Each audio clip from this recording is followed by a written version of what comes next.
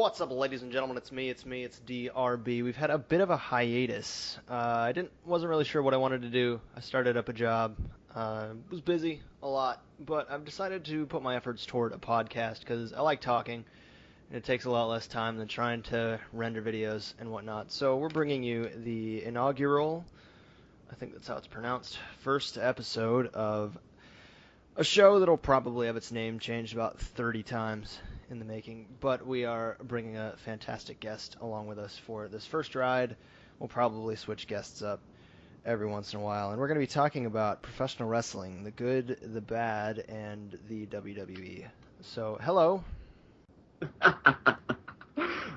What's going on?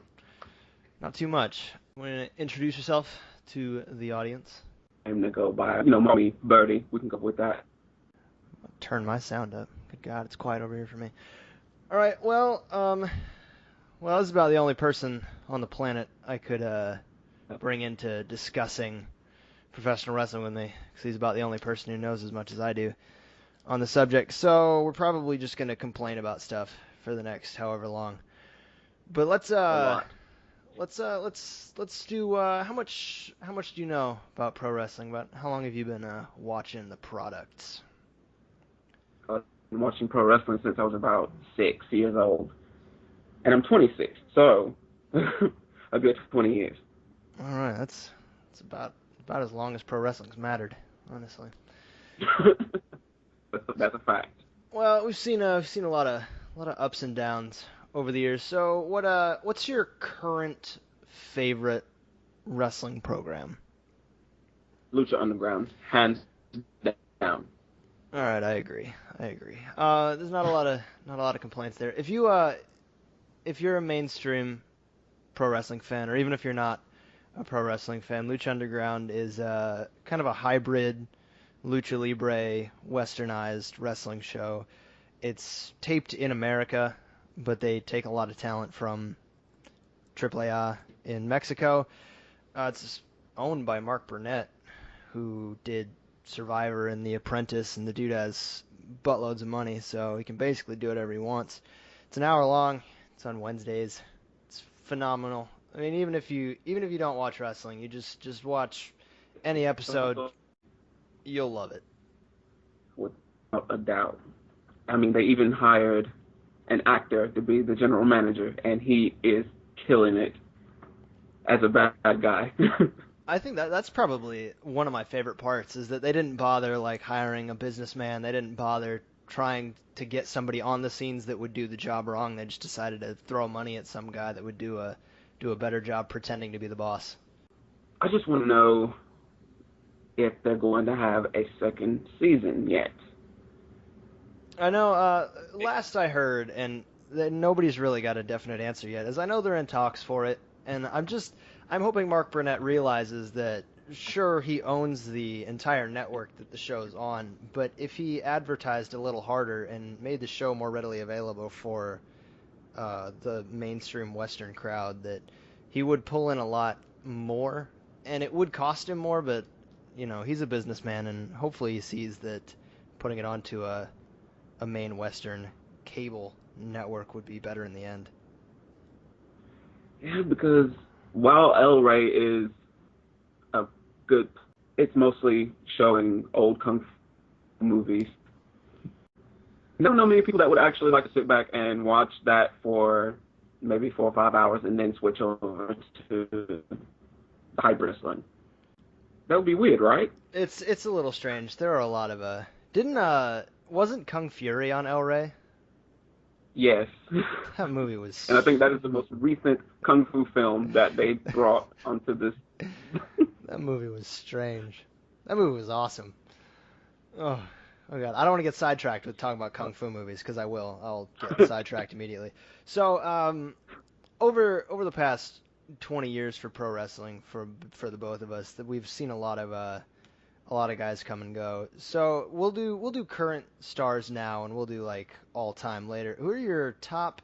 We'll say five. Five's a good number. Top 5 pro wrestlers off the top of your head. You can think. I don't care what brand they're a part of. I don't care what show they belong to. I don't care if they even wrestle in America. Just 5 guys. Okay, Or girls. AJ Styles.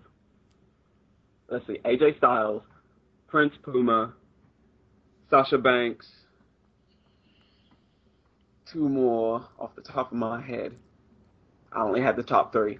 it's, it's a Let's see. it's a good top three.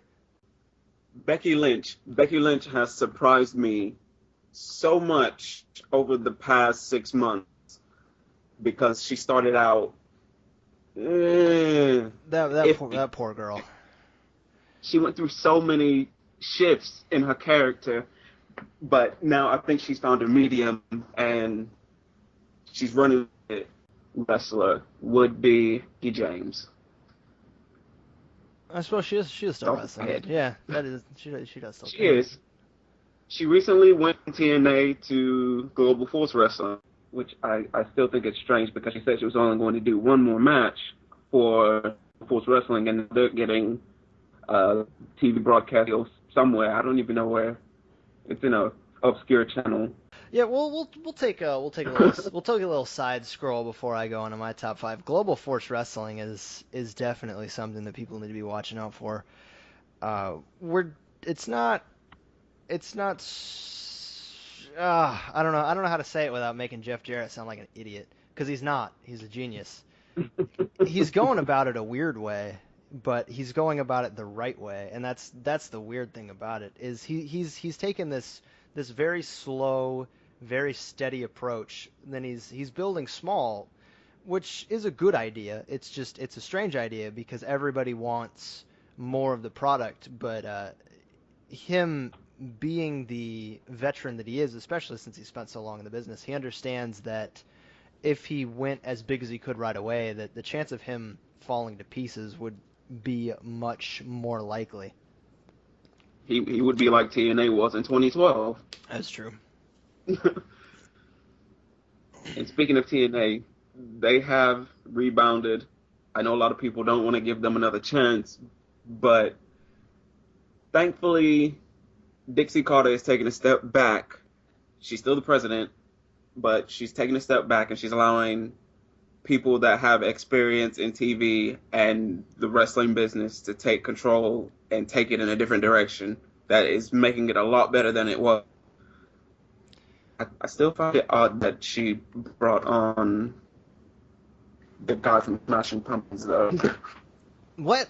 I had not heard that. What? Yeah. Crap. What's his name? It's funny. I was actually earlier today listening to Smashing Pumpkins. I don't remember that guy's name. It's man, I used to know it. I used to be Billy Corgan. Billy Corgan. That's his name. It was B something. Yeah, she has allowed him to be creative director of TNA. So it's weird. Yeah, well, it's weird because there's always that big fan divide where you've got these longtime fans that have watched TNA struggle for so long, and they get kind of tired. They go, TNA's either just gotta fail or they gotta get it together. And then there's new fans that are like, all right, what is this show and why should I watch it? So they've been struggling for a while, but it's nice to see that it hasn't fallen through yet, because it has been around for a very long time. It's definitely a mainstay for Western professional wrestling. Even if it's not the biggest dog on the block, it's still something that's been a constant for so long. Yeah, 13 years, and that to me is surprising because I was almost that it would have caved in 2013 because that was the lowest point for the company. I don't know why she thought that her being the main heel on the show would make things a lot better. It really didn't. Oh, well, Christ, Triple H has been sticking his 3-mile nose in the business for so long now that every other leader is like, I need to be the main heel. I own the company. Why not me? Triple H, he married into the family, and Stephanie McMahon has pretty much been carrying the show. That lady's brilliant. That lady has done some terrific things now that her father is senile. Yes, she has. Speaking of, and it's a good segue because it's Monday. Her bringing on Sasha Banks, Charlotte, and Becky Lynch. It's good that they're on the main show now and it's just going to be this. I don't want to say trio because that would be taken from the Underground, but to see who's going to be the top three divas in the division. Uh, I had one issue with the way that segment was handled.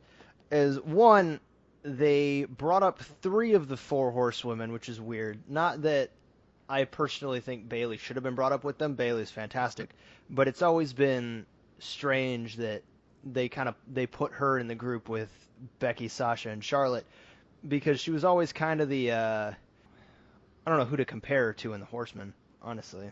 And that's my problem is that she is definitely one of the top female talents they have on the show. But I'm glad that they didn't bring her up. What was weird to me was they brought up Charlotte, Becky Lynch, and they paired them with Paige. And then Stephanie did this whole, oh my god, also here's Sasha Banks. But then Sasha just like walks right past them to go hang out with Tamina and Naomi, which was weird because that's not an established thing. And then you've got the awful, awful, awful Bella Twins paired with, I don't even know who they're with now. Is it Alicia Fox? It's Alicia Fox. Alicia And putting her with the Bella Twins is just taken away from her character and her athleticism. Should the Bella Twins have improved, been with the company, but it took them 8 years to get to point. Yeah, I remember back when Alicia Fox like debuted and I like looked at her and like watched her perform and I was like, this is the female Booker T. But then the company said, oh yeah, we hate women, she's terrible, just like the rest of them. And then I don't know what happened. And then she got a weird gimmick, and then she got another weird gimmick, and then she started wearing that Fox thing, which was dumb.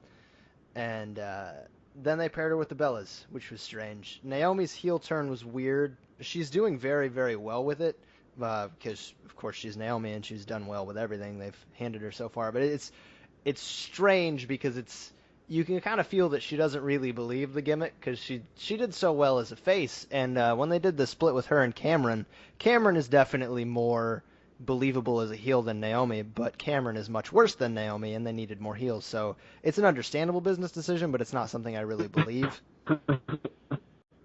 Yeah, I don't think she believes it either because she kind of seems like she's having a lot of fun with it, and she's making it into more of a goofy anti-hero kind of than a straight up, oh, I hate everybody kind of original heel. Like, yeah, well, we got way off topic. Let's go through my top 5 favorite wrestlers.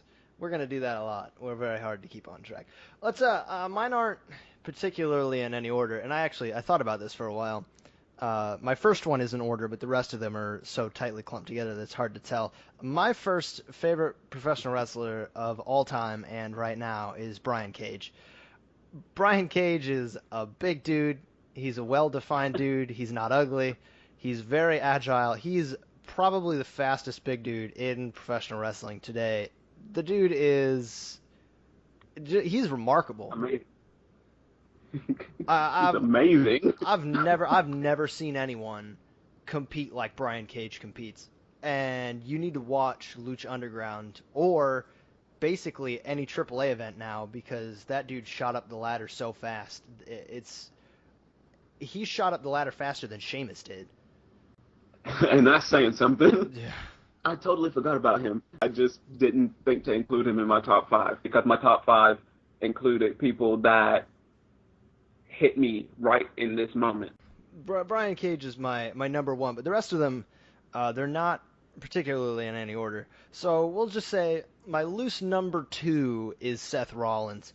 Seth Rollins, to me, when The Shield debuted, I'd heard of all 3 of the guys before because they wrestled in FCW. Fun fact, Brian Cage also wrestled in FCW a very long time ago, but for whatever reason, they never gave him a contract and let him go, and that's the stupidest thing WWE's ever done, in my opinion. Seth Rollins is actually from the state I'm from, and he's a very, very talented guy, but he was paired with 2 guys that, to me, had shown more promise in FCW, although Seth Rollins arguably was kind of the shine there, too. When they moved to WWE, the way they paired the Shield gimmick off, I was certain that when the Shield broke up, Seth Rollins was done for. Because I knew the fans were going to accept Roman Reigns at some point. WWE tried way too hard to get him to like him originally, so it kind of fell through at first. But they kind of turned it around. Dean Ambrose has that personality that even if you don't really like his wrestling style, which is very strange, he's not a super technical wrestler, but he definitely has polish to him. So he's not bad. He's just not perfect. But Seth Rollins is a guy, he was small, he was quick, he was good on the mic, and for whatever reason, WWE hates that. They hate guys that are good at their jobs. So when the Shield broke up and they had Seth Rollins do the main heel turn, I was stunned. But they've given him a very good gimmick for a heel. They've given him a very over-the-top, very cheesy, corny, easy to hate. Like, even if you are like the two of us and you've watched wrestling forever, you kind of get sucked into how believable he is in his role. And even if you're not and you think, wow, WWE is really terrible for making him this cheesy, you're still hating him, and he's still getting the job done. He's paired with these two guys that are way smaller and are not useful whatsoever, but for whatever reason, WWE thinks that's a good idea. He's paired with Kane, who's 1,000 years old and has been wrestling since before wrestling was a thing. And they've paired him with guys that are worse than he is as a wrestler, which to me I think is a great idea. But they slapped the belt on him at the best time because it made sure that the audience wouldn't hate Roman Reigns any more than they do, and it made Brock Lesnar not look terrible. So I don't know if WWE just acts stupid all the time and really just knows what they're doing and just pulls the wool over our eyes constantly, or they just got a shot in the dark and they got lucky. But Seth Rollins is definitely my number 2 with how fluid he is in all aspects. That dude can flub a line. There can be technical difficulties. He could botch in the ring, and he rolls with it so well that you kind of just overlook it. I agree with that, though. Yeah, definitely. And going back on that whole thing about WWE and whether or not they know what they're doing, we talked about that before, with Vince. It's like once every couple months he wakes up out of his half dead coma and realizes, oh, look at all these terrible business decisions. What if we do this? But my number 3 is gonna dip into Japan, and I'm gonna go with Kazuchika Okada, the Rainmaker. He's a young dude. He's 27. He's 6'3", probably something 240 pounds. He wrestles for New Japan, and I think at the moment he's the heavyweight champion over there. Well, I do know that he did come over to the States. He's also wrestling for Ring of Honor through their talent exchange. Oh, yeah, you're right. That is true. And he is currently in his IWGP Heavyweight Championship, the third reign for that, yeah. Yeah, all right, fantastic. He's still champion. I haven't actually watched too many of his matches. I didn't hear about him until whatever the last main show was from New Japan. Their WrestleMania, and Wrestle Kingdom 9. Wrestle Kingdom, that's what it's called over there. Yeah, I tuned in for Wrestle Kingdom, and I saw his entrance, and just the way he carried himself, I was like, this is a good wrestler. And then he had his match, and it was perfect, and they had talked up his drop kick all night.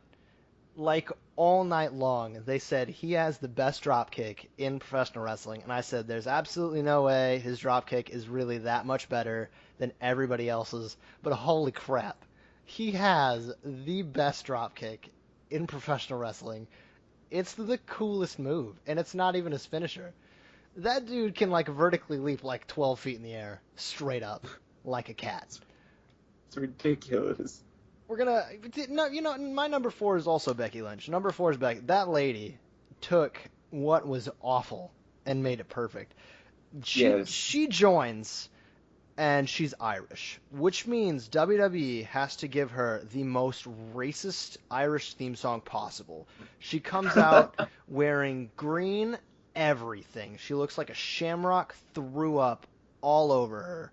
Her hair is dyed this obnoxious red color. You can tell it's not real because nobody's hair is that red. She comes out literally doing a jig, not figuratively. She's literally dancing on this stage, and she dances all the way to the ring, and I think this is a horrible decision. And then, like a week later, she comes out in all black to like thrash metal, and it's also terrible. And then she comes out a third week in a different outfit to a different theme song. And I've never seen anyone get so many theme songs so quickly. But it was like they went out there and WWE was like, it'll be fine. And then she came back and they were like, it wasn't fine. What about this? And she goes out there and they're like, it's going to be fine. And she comes back, they're like, that was worse. And it's weird because what she settled on is also weird. She comes out in this like Matrix trench coat with steampunk goggles, and her hair is even more obnoxiously red, but for whatever reason it looks good now. I don't know why. She's got a good theme song. Her theme song is actually the intro music to this podcast from now on because it's amazing and I love it. So fun fact, now that you listen to like the 6 seconds of the intro that I have to edit in, that's what song that is. And she took probably the worst start I've ever seen in the history of this business, and she pushed through it so well. You know, you couldn't even tell that week after week she was probably frustrated that they kept doing this to her, but she pushed until they gave her something that the fans really latched onto, and I think it's fantastic that she's got that amount of determination, and I'm very glad that now she's in a position where even though she hasn't won any titles, she's still an irreplaceable part of the Diva product. And yeah, she's definitely a mainstay. Now, though, she's not wearing the whole steampunk outfit anymore because they transitioned over to Raw, and since they did that, she's now wearing this weird black striped silver outfit. It's so awkward. She looks so weird when she came out on Raw. I don't know who made that for, but I think they need to get slapped around a little. It's the same person that's given her every outfit before that. Let's be honest. Her outfits aren't getting any better. They're gonna continue. They're gonna continually get worse until she ends up in a Bray Wyatt mask and that freaking apron. Do you remember? Oh God. That was the worst part of any Bray Wyatt thing. I love Bray Wyatt so much. He's not making my top 5, but he's into my top 10.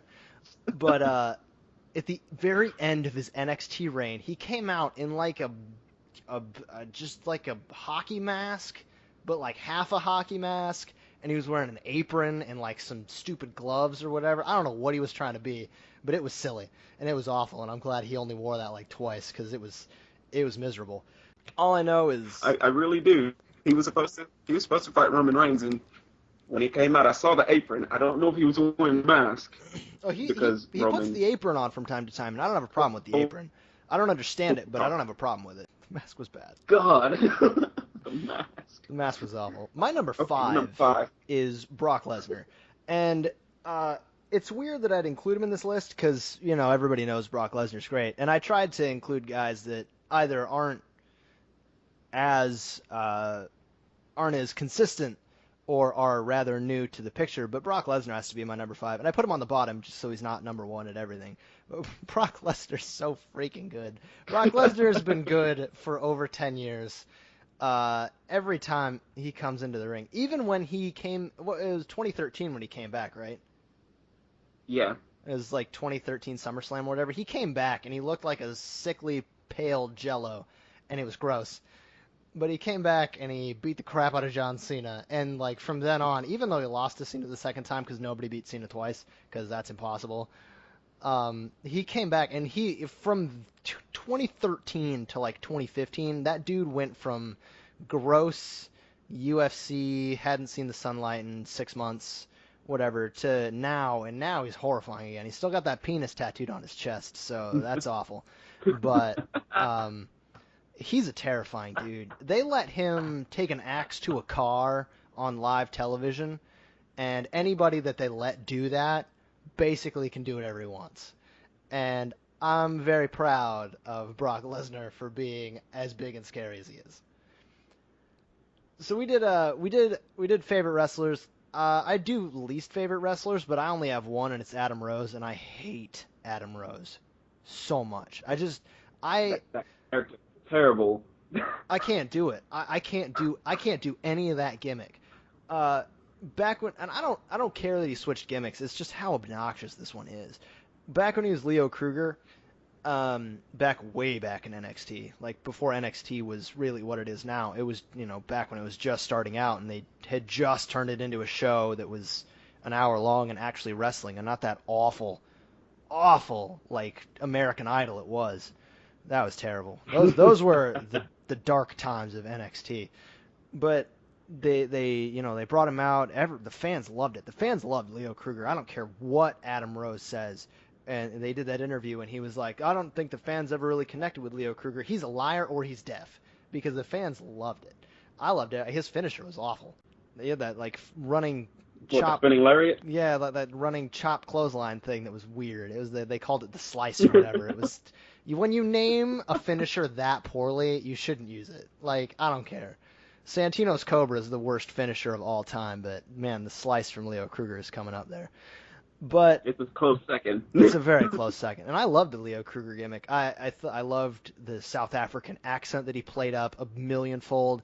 I loved the outfit. I loved the theme song. I loved the way he looked. I loved how convincing it was in his eyes. But then he drops it to do this weird gay party boy thing, and he comes out in this hat. And then they did that gimmick with the bunny, which I guess they just forgot about or whatever, because WWE just forgets about gimmicks that are terrible. But they do that for a while, and I'll be honest, Adam Rose's finisher is really cool. I love that. I love that like Hangman's neckbreaker. I love it. It's cool.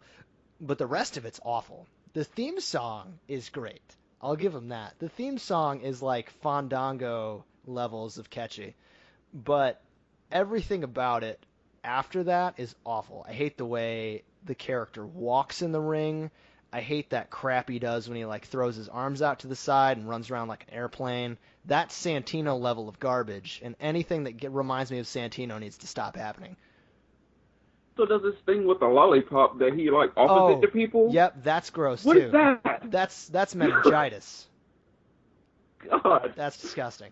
All right, Horrid. I could take the next 40 minutes and just rant about how bad the Adam Rose character is. Who is your... I would do top 5, but that's a lot. So who's your least favorite wrestler to watch right now that isn't either of the Bella Twins? God. The Bella you had Twins to say that. Bella Twins are too easy. They're too bad. You can't say the Bella Twins. God. They are on their own tier of terrible. Well, it's because they're so unconvincing. Okay. Brie Bella has not improved once in 8 years. Is she still using that facebuster? Oh wait, yes she is. Oh my still god, using that. That is. They play it up like it's a finisher. It's not a finisher. You know who else uses that move? Zack Ryder. When was the last time Zack Ryder won? Never. You should never win using a facebuster ever. Who's your least favorite wrestler that isn't the Bella Twins? It's definitely somebody from WWE though, which that's kind of become like a standard thing now. WWE has become some kind of awful. I don't know how it's still the number one product. I really don't. No, it's just they've got control of the marketing. That's the problem. They've got the best time slots. They've got the best air dates. Monday night, whatever. You just got home from work. Great, fantastic. And then you got Friday, or it's Thursday now, isn't it? Thursday. Yeah. I haven't watched SmackDown since, I don't know, maybe the WWE draft was still a thing. So I don't know. I actually have to think about this because there are just so many that are just bad. God. For a while, it was Tyson Kidd, but then he found his niche and he ran with it, and he became a very solid competitor. I'm mad that he's hurt. Technically, Tyson was already injured, and it just aggravated it and made it a lot worse. Fernando and Diego, what's the name of their team? Oh, Los Matadores, they are awful. I might even change my God. pick. I might change my pick from Adam Rose. Isn't that's Primo and Epico, isn't it? Yeah, Okay, all right. Carlito's cousin. Yeah, And Carlito's I cousin don't and know. yeah. I don't know why they would let WWE tag them with something so terrible. Like, yeah, I understand the little bull is great. He's a midget running around in a little bull costume, and he plays it up well. He does a good job. He's originally from AAA, but the whole bull taming thing or whatever it is they call it, I can't remember. Bullfighter thing. That gimmick it's played up and it's terrible now. They just need to let it go. It is terrible. Yeah, you're right. The Los Matadores is an awful gimmick. We're not we're not gonna we're not gonna sit here and complain about that too much. WWE it has some of the greatest superstars, but like Good. the problem is they have so many and they have to fill so many slots that they have more bad superstars than anybody should have. And Lucha Underground has its share of very mediocre competitors. Like Superfly has never done anything to impress me, but he does have a He very hasn't at all. he has a very solid mid card spot. He's not a bad wrestler, not by any means. He's just not as impressive as everybody else on the roster. But then you've got guys like let's see. You got Finn Balor, you got Kevin Owens, you got Sami Zayn, who is continually hurt and is probably going to go the way of Daniel Bryan. On a roster with guys like roster with guys like Los Matadores, where Superfly isn't terrible, but he's not as good as Prince Puma. He's not that great. But then you've got Los Matadores who are terrible compared to guys that are top tier world talents.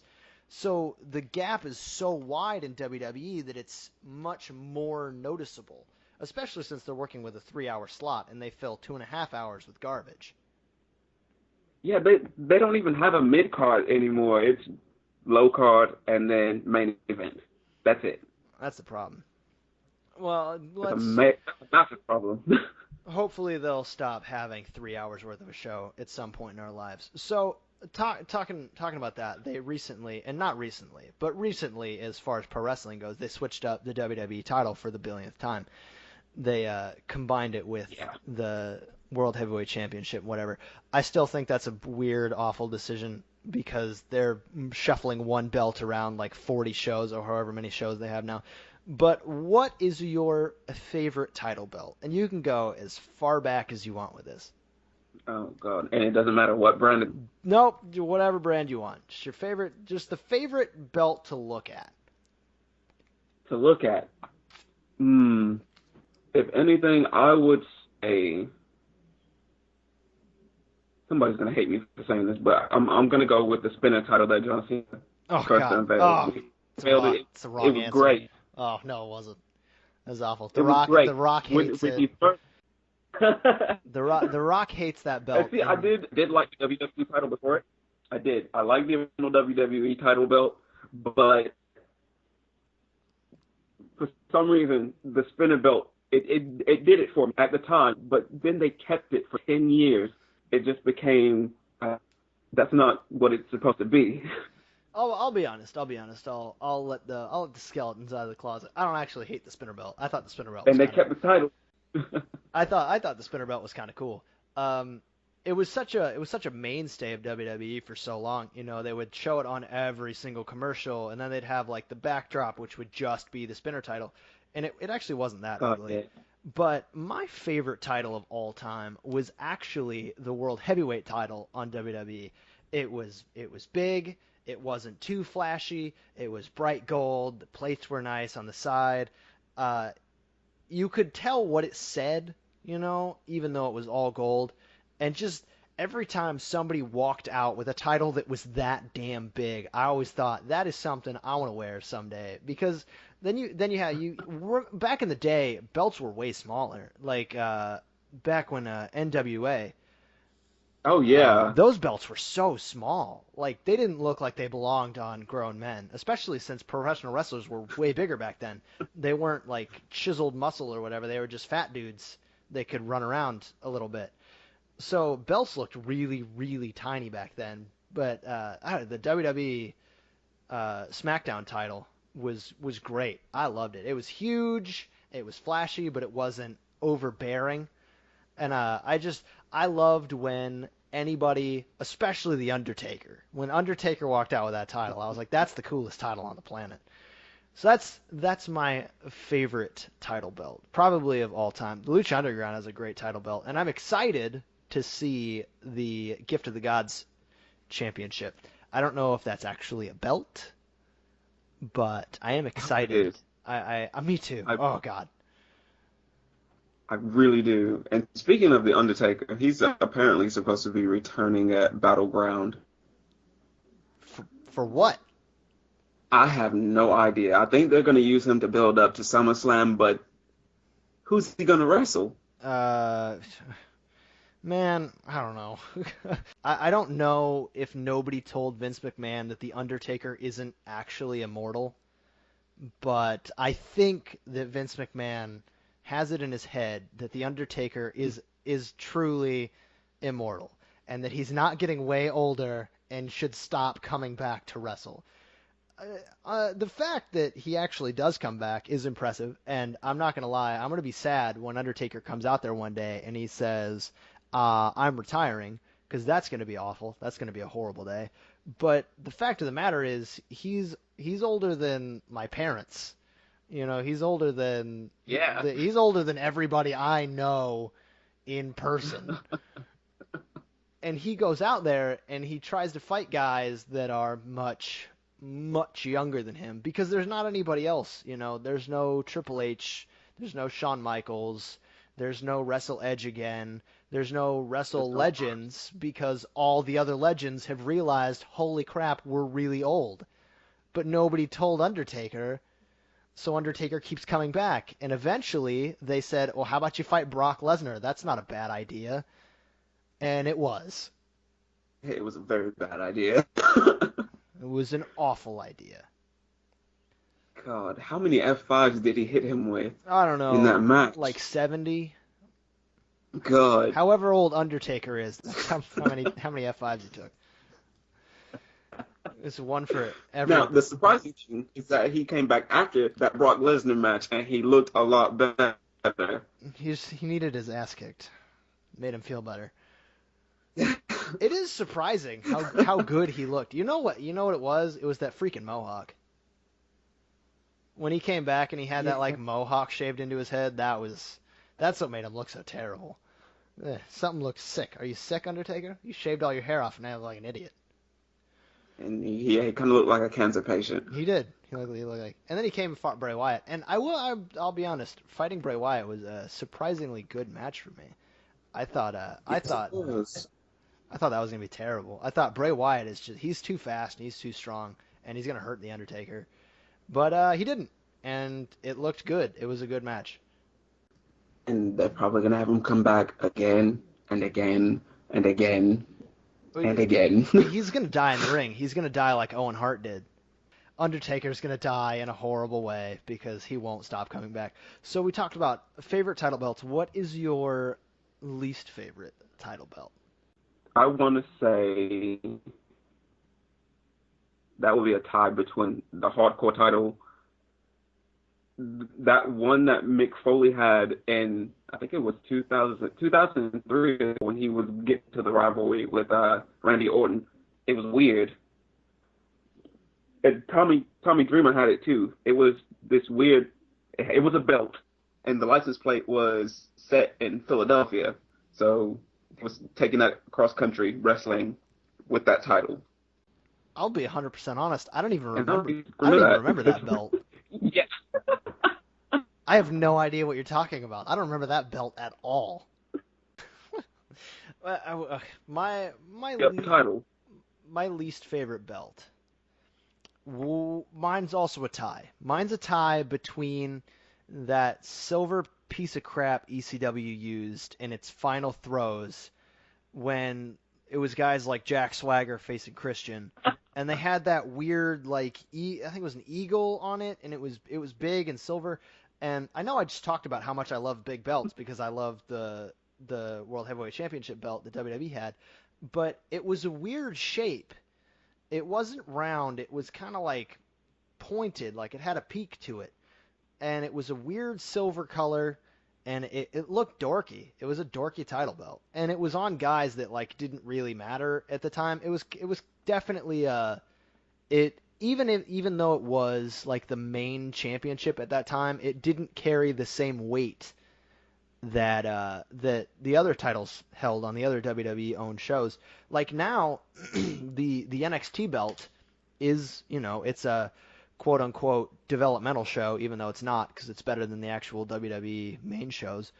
But Fact. it's on. You saw it regularly for weeks when Kevin Owens had it, and sure, it was kind of a gimmick to get more people to watch NXT because, oh, Kevin Owens is showing up on Raw and he's, developmental talent or whatever, and oh, he just beat the crap out of John Cena. But it was still there, and the NXT belt is amazing. That might be my favorite title belt overall. But Currently, the ECW belt was terrible. The silver belt was terrible. Like the rebranding of ECW was terrible in general. And I loved ECW forever because Shelton Benjamin wrestled for ECW, and he's one of the greatest wrestlers of all time. But my other least favorite belt is the Divas title belt. It's awful. There's a butterfly on it. It's pink. It's got frilly, girly crap handwriting all over it. It's awful.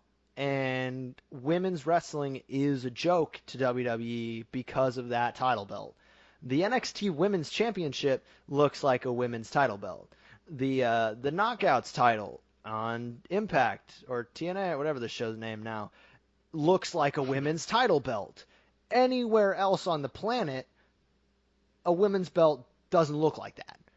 But on WWE programming it does. It's pink and it's got a butterfly and it's all sparkly and you're a joke.